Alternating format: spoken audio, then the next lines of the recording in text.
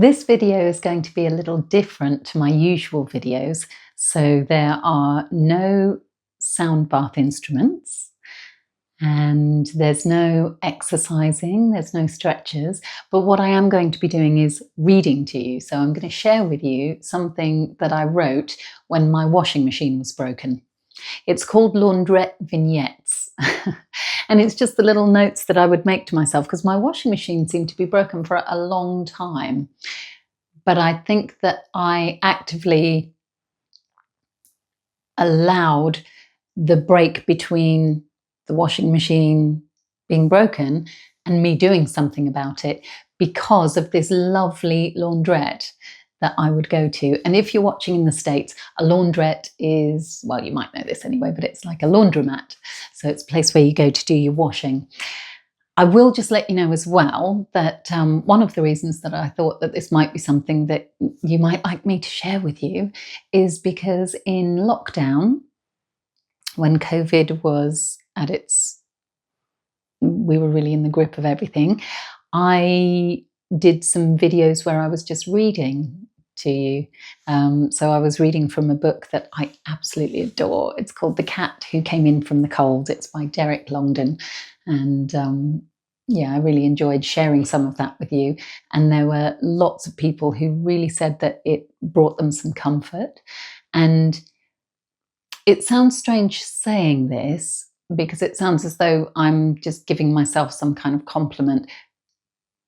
It's not that. It's just, and actually it's okay to give yourself a compliment, but it actually isn't really that. It's that a lot of people have said to me that they find my voice very soothing. In fact, when I had my practical exam for my sound bath practitioner training, the independent independent assessor who came in for that final day of the residential course, she actually said, because she does a lot of work with voice, and she said that I have got a very healing voice, a really unusual voice, and it's a really nice tone to listen to. It feels awkward saying anything that sounds like you're just praising yourself. But I just hope that for you, maybe listening to these meanderings, the meanderings of a middle-aged woman with a broken washing machine, that they might be soothing to listen to. But I also would like to say that I do make mention in my meanderings of 9/11. It's just a brief mention, and I also mention mental health or mental ill health. Mental illness. So I just thought that I would warn you about that. It's not solely based on that, but I just thought that I would just allow you to know that up front, that I do mention those things, but I do hope that overall this will be quite a soothing listen. And yeah, see what you think. I'll just read it and see what you think. I feel very vulnerable right now. I feel as though I'm really bearing my soul a little bit, but you know, it's nice to share. So I entitled these little meanderings Launderette Vignettes, and I started around February of 2024. Here we go. Many would consider a broken washing machine a curse, but behind every clapped out washer cloud lies that's not a good start, is it? Behind every clapped out washer cloud lies a sudsy fresh silver lining. This is only my third trip to this divine little microcosm. Oh, it's not going well.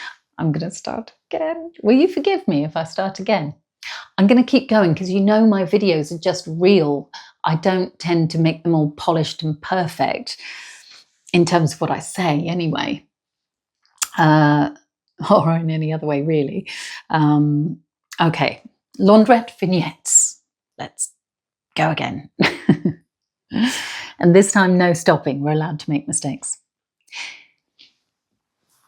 Many would consider a broken washing machine a curse, but behind every clapped out washer cloud lies a sudsy fresh silver lining. This is only my third trip third trip to this divine little microcosm, but it's one that I embrace a little more with each visit. Situated in the tougher side of town, we are surrounded by businesses of male-dominated patronage. There's a busy barber shop, a very clean cafe. Oh, they do the most lovely lunches. They do a lovely omelette, and oh gosh, I'd love to go back there. It's called the Pop-In Cafe. A very clean cafe occupied almost exclusively by tradesmen, scoffing down all-day belly-buster breakfasts whilst browsing the pages of the red tops. True, honestly. I'm not trying to be. Can't remember what the word is. Not sort of dishing out a stereotype trope there. It really was that. And a broad spectrum of bit part players taking their moment in the fluorescent strip limelight. The over-entitled, undermannered woman, for example, who positioned herself and her glacial white 4x4 right in the middle of the road, rather than opting for one of the several easily accessible, available parking spaces, who then brazenly leaned heavily on her car horn to get the attention of lovely Launderette Luke, manager and bon vivant of this charming bijou bubble palace. Lovely Launderette Luke. I've actually got that capitalised, the L on each one of those, also known as triple L, double L sometimes, just Launderette Luke. I suppose parking and walking 10 paces to the door and greeting Luke with the dignity he deserved, perhaps even a smile, was a tad more than she was capable of that day. We all have off days.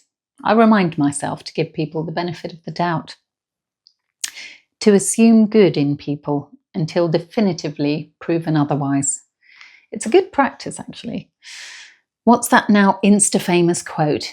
Everyone is fighting a battle you know nothing about, or words to that effect. It really is wise to think like that. Even if sometimes I'm on the motorway and then someone is going right up behind me, the freeway, if you're in America, and I'm thinking, why are you doing that? Why are you doing? And I'm like inside, I'm a bit stressed by it.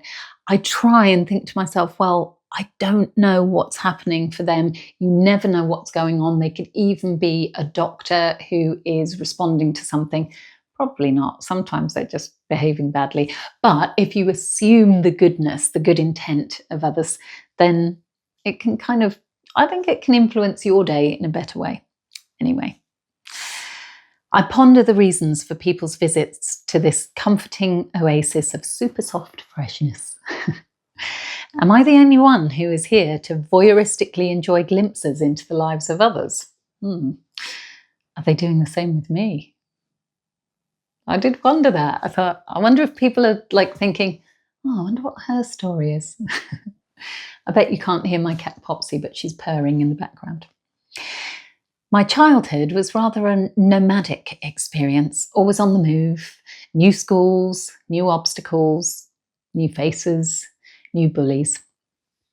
Maybe there's a strange comfort in ever-changing scenery, like at Launderette Luke's, always different people, different situations. Little lessons lie strewn around the place like odd socks awaiting rediscovery. The unfamiliarity in itself is reassuringly familiar.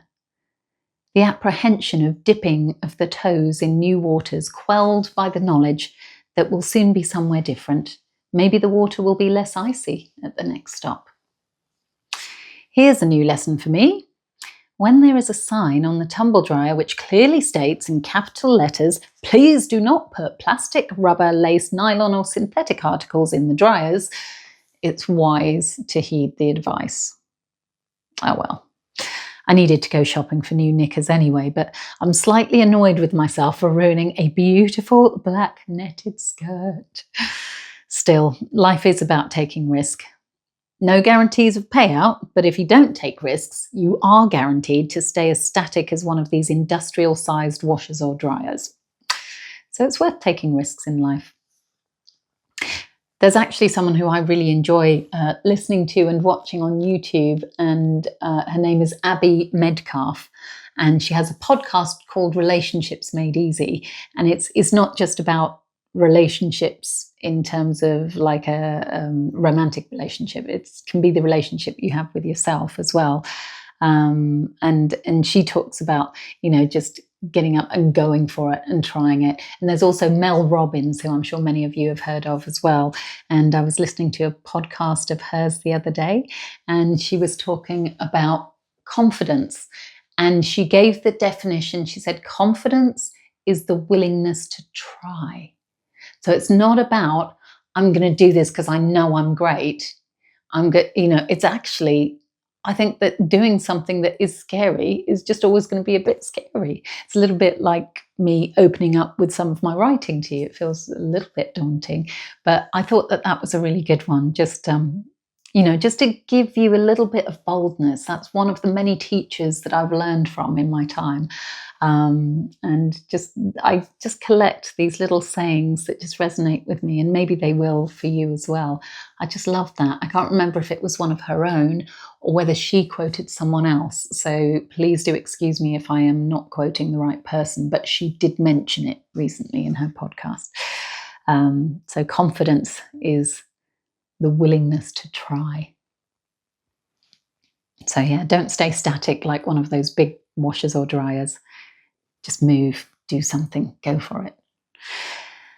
I could look at it that I've ruined the aforementioned garment, that lovely skirt, or I could celebrate the fact that it has actually now become a one-off bespoke piece. It's still wearable, it's not ruined at all, customized by my risk-taking. It's all about perspective. Luke nipped out for 40 minutes, so I had the place to myself. He's returned, and I've just confessed to him how much I love coming in, and he said that he has regulars who've been coming in for 14 years. Wow, I found that really lovely, the thought that other people might feel that way. There is kind of like this, it's just a laundrette with its own gravitational pull for the community surrounding it, which, isn't that nice? It's his own business. He was working for British Rail as a mechanical engineer, but he didn't get to see enough of his daughters, so he became his own boss. What a fab dad. An extremely interesting character who once studied at the University of Michigan and was even a member of the Hells Angels Motorcycle Club. You never know what someone's page-turning story may be. And even for introverts like me, yes, I am an introvert, it can be deeply satisfying to discover the many chapters that can unfold by being open to starting a conversation. So that's one area where I need to be willing to try. And I find that just outside your zone of comfort, there's always prizes to be had. There really is. And yes, it's always taking a risk, but when you take a risk, then you've got the chance for something new. You've got the chance of learning about another human and their life, and just adding interest to your day and allowing them the chance to tell their story. I just think it's great.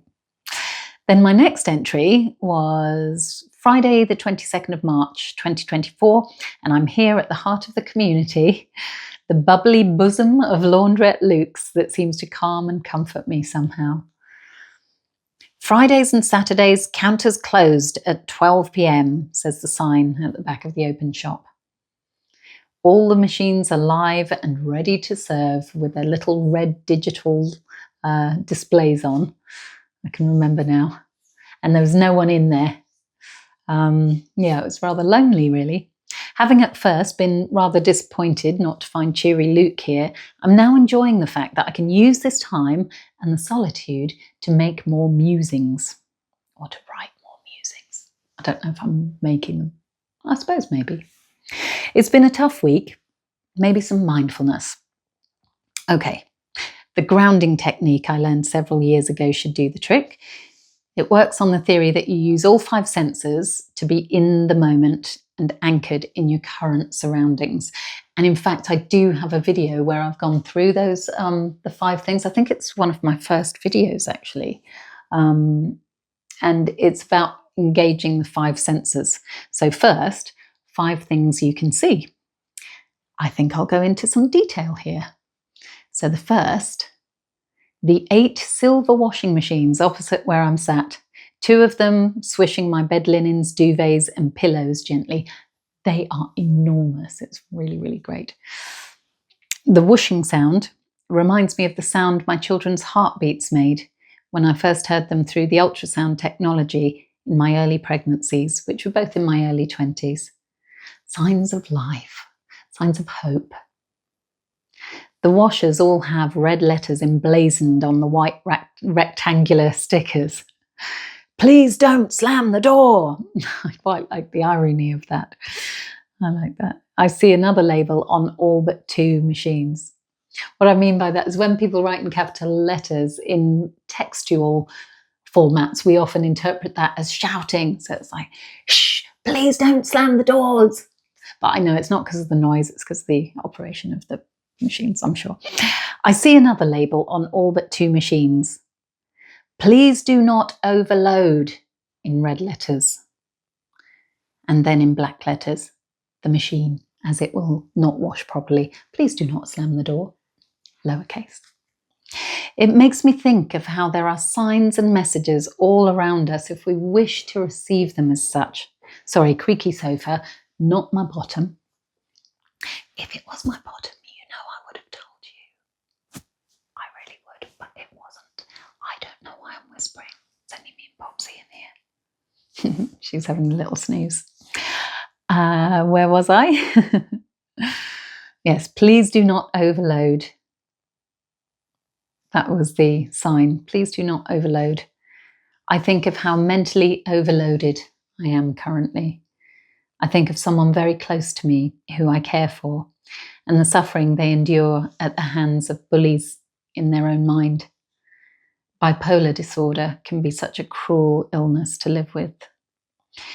In fact, my father, he suffered. Bipolar is what we now term, what used to be called manic depression, and my dad suffered hugely in his life and endured 7 years of severe manic depression and had electric shock treatment for it. And then my brother, he also he suffered from mental ill health, and in the end he wasn't able to stay on the planet anymore and he chose to leave, which is hugely sad. And so when there are people around me who I look after, care for, care about, who are going through anything like that, it weighs heavy on me, and I want to do everything I can to try and help others to not feel that the only way out is permanently out. There can be another way out. And one thing that I heard years ago, I'm digressing a little bit, but I heard the term suicide is a permanent solution to a temporary problem. And I know that oversimplifies because I don't have time to go into it fully right now. But yeah, I was very mentally overloaded at the time. I felt as though I was in the eye of a storm at that particular time. Anyway, more on that another day. Yoga when I get home, my way to ease the overload. Thing number 2 that I can see, the flooring, which is a putty grey, maybe once white, with little flecks of darker grey and black, creating a sort of black and white confetti-like regularity. Unlike confetti, though, the shapes are more jagged, akin to crazy paving on the tiniest scale. If these 12 by 12 inch tiles could talk, I'd really love to hear what they have to say. I've always enjoyed listening into the sweet mundanity of everyday conversations held within this space. I also like that at my local cafe. It's just nice. Sometimes I'll go there and I'll just do a little bit of journaling or typing, and And I'll just not eavesdrop, but I'll just notice things that are happening around me. And it's just nice little segments, fragments of conversation left floating in the air. Third thing that I saw, oh, where did my voice go? Launderette Luke. Well, I don't see him now, but I did just minutes ago. He's always on the go, always helping someone. This time he was helping a guy to fix a car. He just can't sit still. I'm so glad I saw double L today, Launderette Luke. Fourth thing that I could see, reflections and highlights of the early evening sun. I really remember that day so well. The windows of the houses on the opposite side of the busy road are blindingly glowing a soft orange as they bounce back the solar glory of the last of this day's sunshine. It really was amazing. It was like having just these lights, beautiful orange balmy lights pointed at you. Everything, including me, is now illuminated in a cheery golden light. So you imagine the laundrette, and inside it was just like someone had put on some beautiful, they'd put sunshine right into the laundrette. It was wonderful. I've always felt things seem only half as bad when the sun is brightly beaming. It's often been the case for me as well, I have to say, when I've been to funerals. I know it can't be the case every time, but I do have memories of funerals where when I've approached, when I've been on my way there, perhaps the weather has been forecast to be very grey, and then by the time everyone's gathered, the sun just seems to come out and everything just seems so much better. Not better because the situation's still the same, but I don't know if you've had that experience, but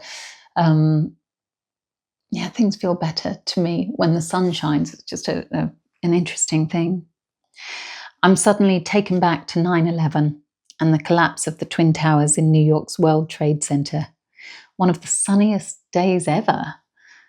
It really was. It was just so, I just remember the bright blue sky, and on TV, just seeing the sunshine. It just seemed to be so beautiful in terms of the sun. The day was strange in that way, that there was just anyway, I'll carry on. Of course, there was bewilderment, disbelief and horror as the day's events unfolded.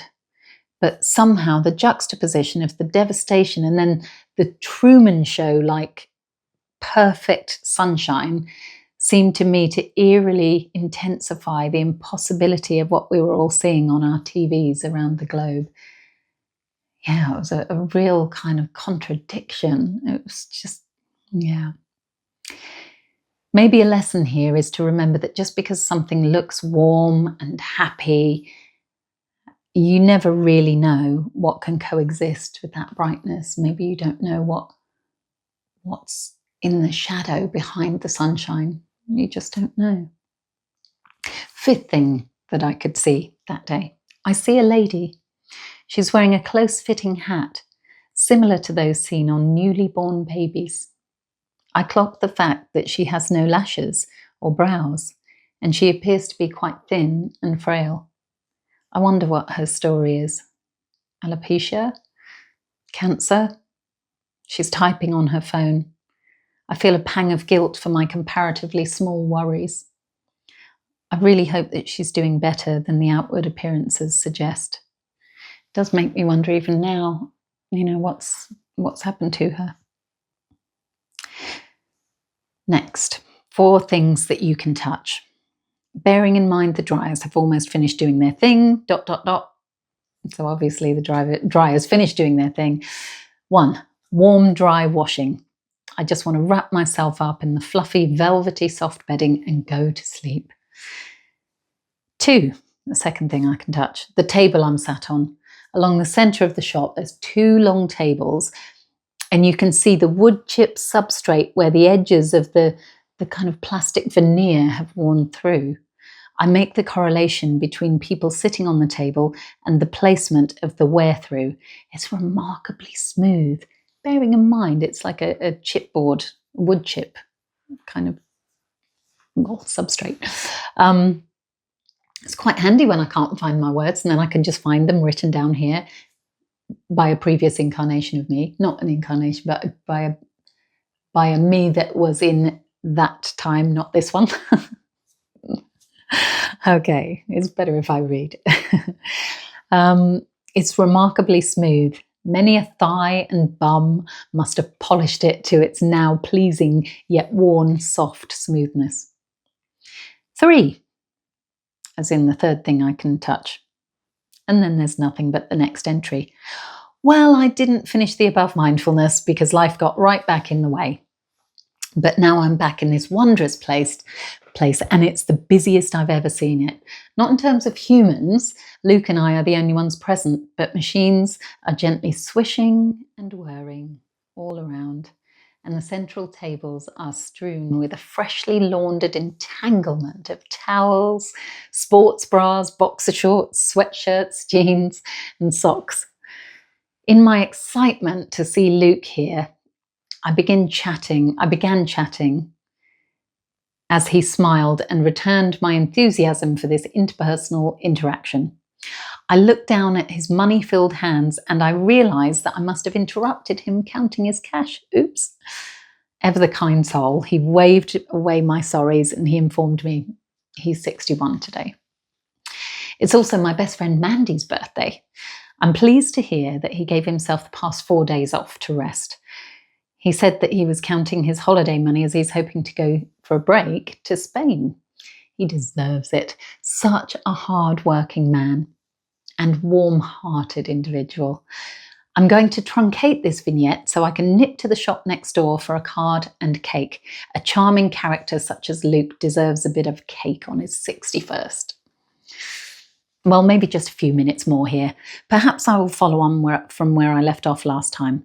Things you can touch. ... Not this time, maybe next time. Launderette Luke had just begun the task of folding the spaghetti junction of clothing on the tables between us and started to chat. So I set my iPad aside and I listened as he spoke of one of his latest projects, doing up a camper van. I told him about how my daughter and her fiancé, they're now married. It was a lovely wedding. They had 2 actually, because they had the registry office and then they had their sort of what they would call their proper wedding. Anyway, how they had also done the same, doing up their camper van and are loving van life when they get the chance. I showed him their Viv the Vivaro Instagram account, if you're interested in such things, which he was really impressed by. I noticed how he folds jeans like pretzels. It was so funny, actually. You imagine the legs straight down, so the waist is there, and then he folds one leg over to the top corner of the other side, the other over like that, so they're literally like pretzels. I have never seen anyone fold like that, and it only makes me like him more. Only in a platonic sense, but I have such a warm affection for him. I feel that I can identify with him. He's a one-off, unassuming, but possessing of an unexpected wealth of life experiences. I can definitely relate. He tells me of his venture into London on Friday with friends and shows me a video of the live band they saw whilst out. The video appeared as though it could have been taken in some North American roadside bar, like the ones that Luke would have visited back in his Hells Angels days. I commented upon this and he agreed. I shared with him that I'll be going to see ABBA Voyage soon. I don't know if you've seen that, but it's great. Again, creaky sofa, not creaky bottom. He took a photo of my iPad screen, as he'd like to go see it sometime too. Obviously, I said I could send it to him, because he's got a phone, but he preferred to take a photo. For all of his various skills, I am sensing technology isn't one of his strongest points. A flurry of people suddenly descend, collecting pretzel-shaped jeans and their less intriguingly folded washmates. I take my opportunity to nip round to the shop of Remarkably Plenty. Not its actual name, but it would be rather fitting. Not a square inch of the shop space is left bare, just the floor and maybe parts of the ceiling. Like the laundrette, it has character, a dying community commodity, complete with handwritten cards in the window, ranging from offering handyman services to an appeal for carers, and one quite charming card written in shaky felt tip seeking over 60 lady friend company. Another tradition on its way out thanks to our digital age. Thinking about it, this shop isn't one you'd imagine has much passing 60 plus female footfall. It's kind of a bit out of the way. It's not one that you just, I don't think you'd just happen across it. I wonder if the gent in question received any responses. My daydreamy head would love to think so. I conjure up a rose-tinted image of the card's author in a shabby old suit with a rose in his buttonhole. Not a euphemism, remember, this is old school dating and not one of those accounts. And I can imagine him clutching a small bunch of daffodils to make a good first impression upon the applicant wishing to inquire about the position advertised in her local shop window. She, a Judi Dench-like demeanour, intelligent, kind, attractive with a beaming but slightly shy smile. She peeps out of the net curtains and quickly darts away again as she sees her potential flower-bearing suitor approaching her front door. Again, not a euphemism. Honestly, what you like. As she answers the door, they both feel the years fall away to be replaced by teenage fluttery butterflies. It seems Cupid's arrows have no expiration date and no upper age limit. The sad reality may be in stark contrast to my indulgent, fanciful imaginings. I'd love to know, though. I really would. I wonder if the shop owner would also be interested in discovering how the story ends. Hello, baby Popsy. Seeing as they were there for the start, they were there right. Imagine if it did have a really happy ending, and then he was invited to the wedding, this man who I saw in the shop.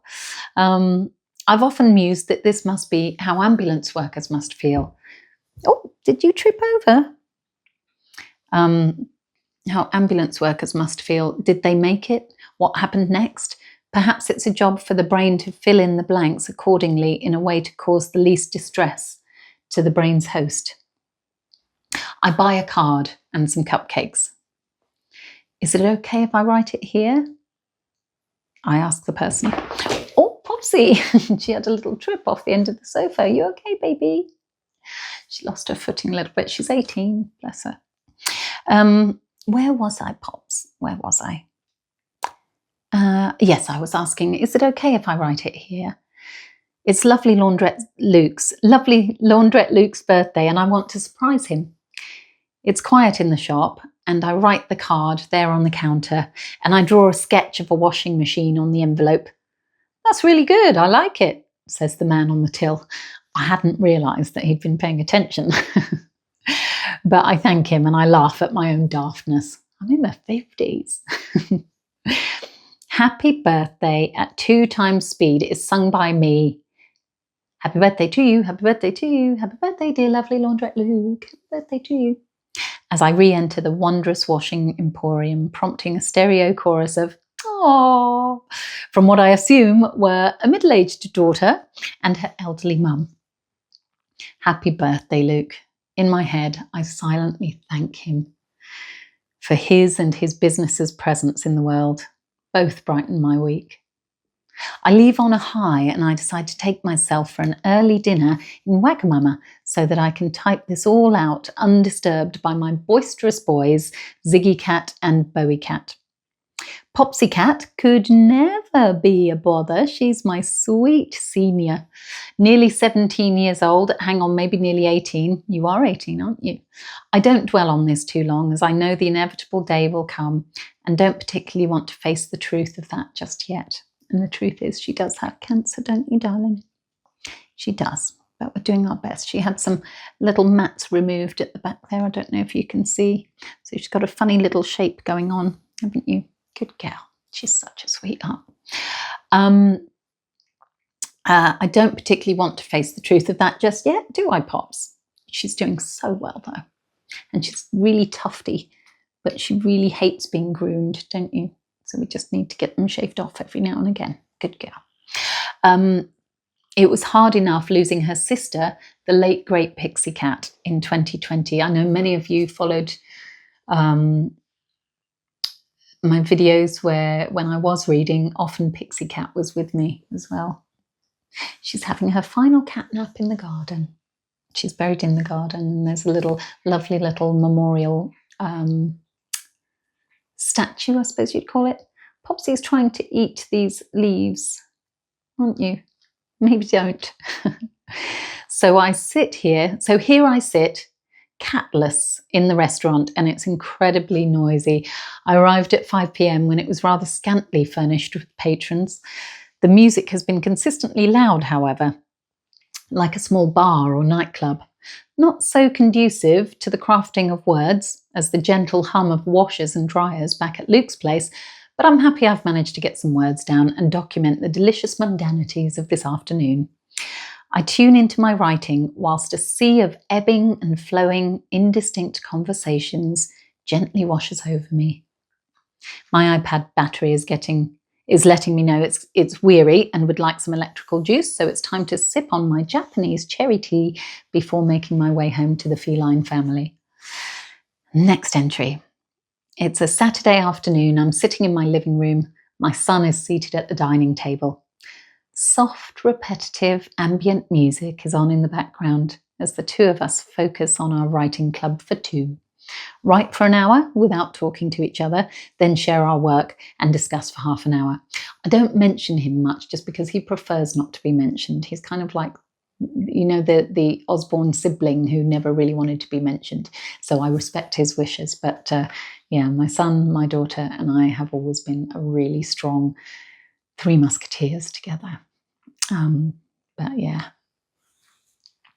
I was drawn back to my Launderette Vignettes as my son's words have recently been going around in my head. And I don't know whether they were his words or whether he heard them from somewhere else, but it was pick a thing and do it. So pick something and do it. Originally spoken many years ago, yet always resonant with me, they ring truer than ever now. I've always been a very good ideas generator. However, I can be easily distracted and move on quickly to the next idea, as you've seen in this video when I've digressed. I've begun a multitude of ambitious undertakings, from learning British Sign Language and the Welsh language to courses in gemology, rendering, a kind of a form of plastering whereby one coats the exterior of a building. Can't remember do they call it drywalling in America? I think they might do. Neurolinguistic, I'm not being very linguistic there, neuro-linguistic programming, and much more besides.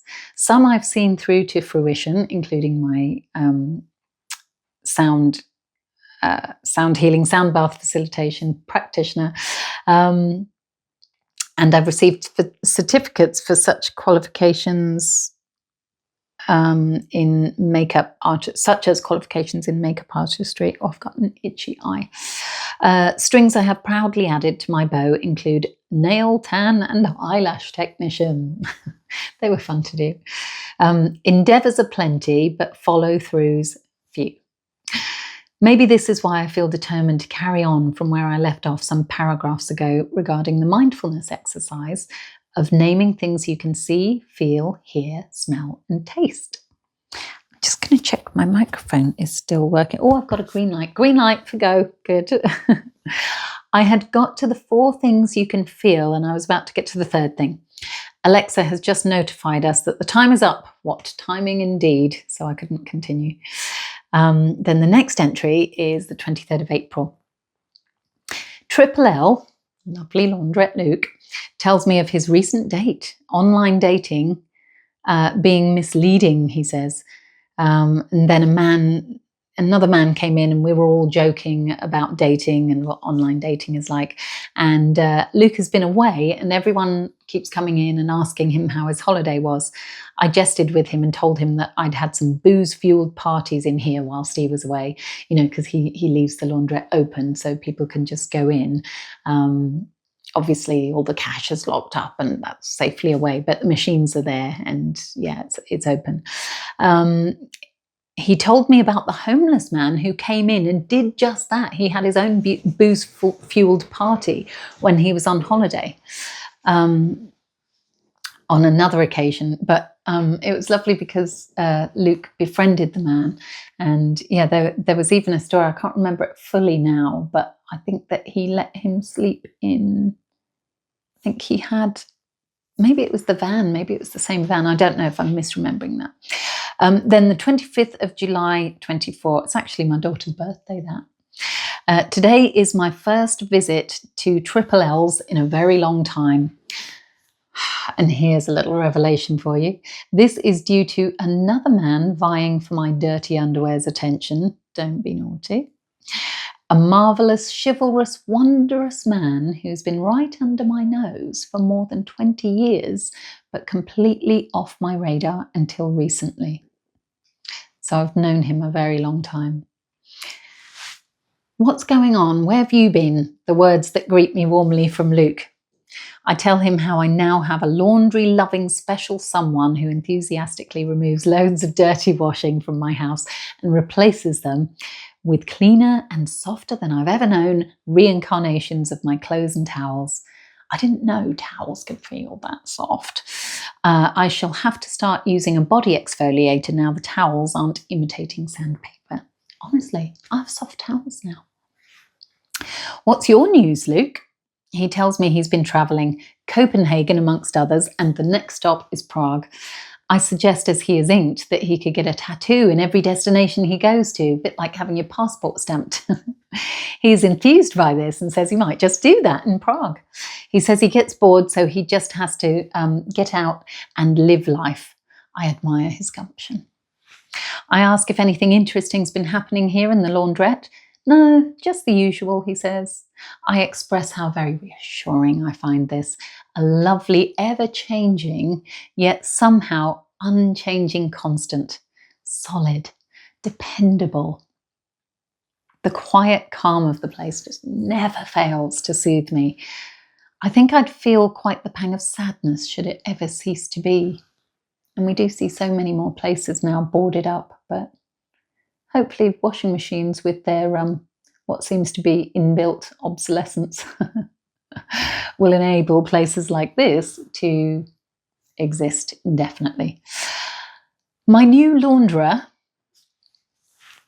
has been tremendously kind in taking on the laundering role of late, but this spurs me on to get a new washing machine as he works long hours and it's not fair on him to be adding to his workload when he's off duty. When the new washing machine arrives, I think there will be a settling in period, perhaps a moment similar to when Mrs. Doyle, housekeeper in the TV series Father Ted, if you don't know it, it's worth a watch. I'm trying to think back now. I don't know. It might be cancelled. I don't know. I hope not in some ways because I think that it's very funny. It was of its time. Anyway, Mrs. Doyle was the housekeeper and she came face to face with a tea making machine. Oh, but she loved making the tea herself and she didn't need some newfangled device to come in and start stepping on her toes. Oh, did you see all of the hairs just then? Oh, your hair's coming off, Pops. Yes, so she didn't need some newfangled device coming in, stepping on her little toes, Pops. I think I'll still make an occasional trip here, even if only to flex my writing muscles. I have been thinking about buying a new journal that I can write in every day. Actually, it's just over there. Let's see. Well, this is my latest one. I buy new ones when they run out, and I've just got pages and pages of writing, tons and tons. Yes. So anyway, this is taking a long time, isn't it? I hope you don't mind. Where was I? I've been thinking about getting a new journal that I can write in every day. A couple of years back, I felt compelled to write every morning. I entitled those musings Insights. I felt alive.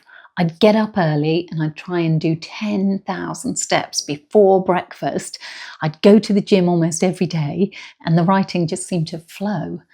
Sometimes when I was walking, I couldn't wait to get back to my desk and to get the thoughts down on paper.